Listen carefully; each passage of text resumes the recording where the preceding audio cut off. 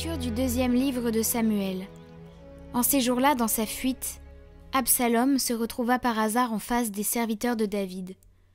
Il montait un mulet, et le mulet s'engagea sous la ramure d'un grand térébinthe.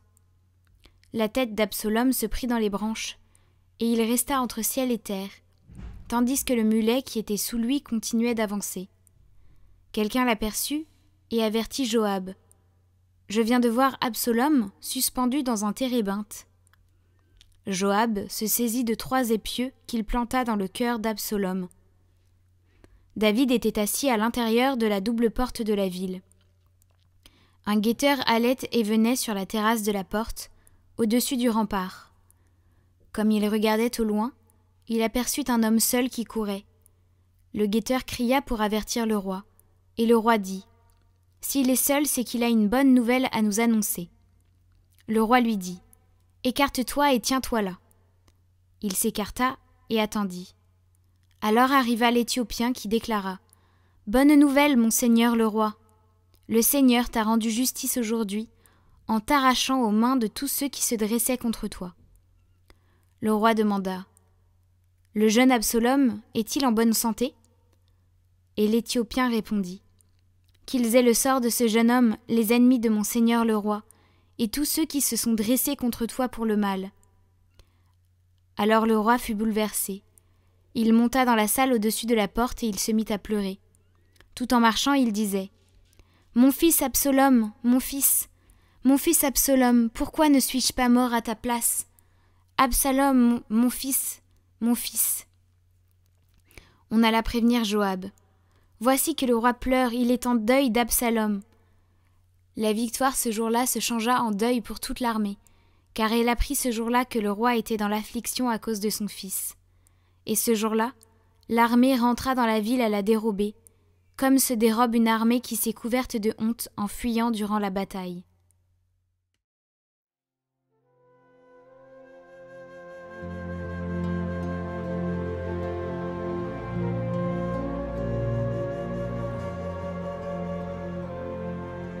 Écoute, Seigneur, réponds-moi. Écoute, Seigneur, réponds-moi, car je suis pauvre et malheureux. Veille sur moi qui suis fidèle, ô mon Dieu. Sauve ton serviteur qui s'appuie sur toi. Prends pitié de moi, Seigneur, toi que j'appelle chaque jour. Seigneur, réjouis ton serviteur, vers toi j'élève mon âme. Toi qui es bon et qui pardonnes, plein d'amour pour tous ceux qui t'appellent. Écoute ma prière, Seigneur, entends ma voix qui te supplie.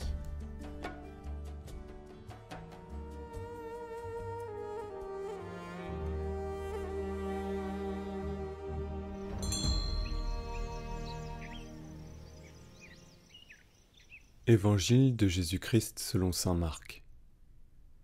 En ce temps-là, Jésus regagna en barque l'autre rive, et une grande foule s'assembla autour de lui. Il était au bord de la mer. Arrive un des chefs de synagogue, nommé Jaïr. Voyant Jésus, il tombe à ses pieds et le supplie instantanément. « Ma fille, encore si jeune, est à la dernière extrémité.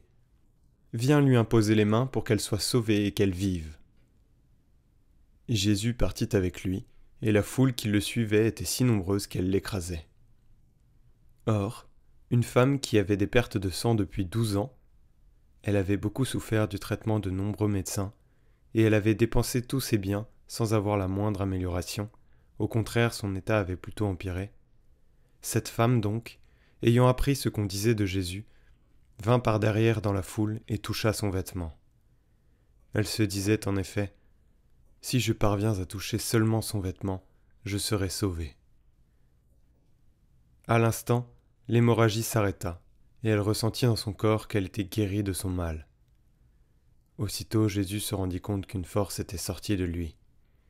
Il se retourna dans la foule et il demandait : « Qui a touché mes vêtements ?» Ses disciples lui répondirent : « Tu vois bien la foule qui t'écrase, et tu demandes : Qui m'a touché ?» Mais lui regardait tout autour pour voir celle qui avait fait cela.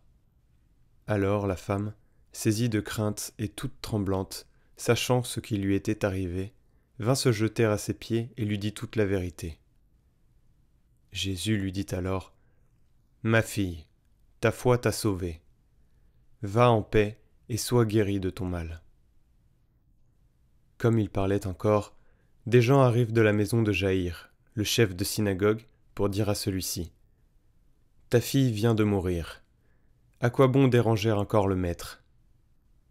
Jésus, surprenant ces mots, dit au chef de synagogue, « Ne crains pas, crois seulement. » Il ne laissa personne l'accompagner, sauf Pierre, Jacques et Jean, le frère de Jacques. Ils arrivent à la maison du chef de synagogue.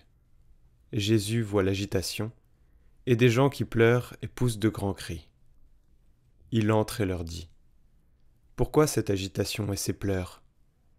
L'enfant n'est pas morte, elle dort. » Mais on se moquait de lui. Alors il met tout le monde dehors, prend avec lui le père et la mère de l'enfant et ceux qui étaient avec lui. Puis il pénètre là où reposait l'enfant.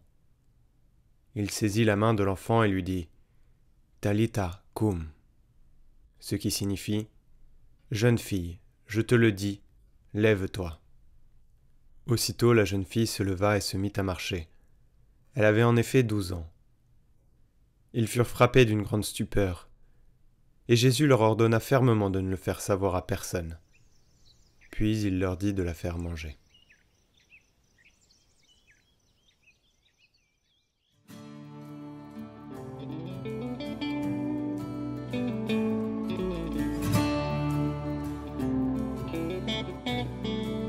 Telle est la miséricorde de Dieu. Nous devons avoir du courage et aller auprès de lui demander pardon pour nos péchés et aller de l'avant.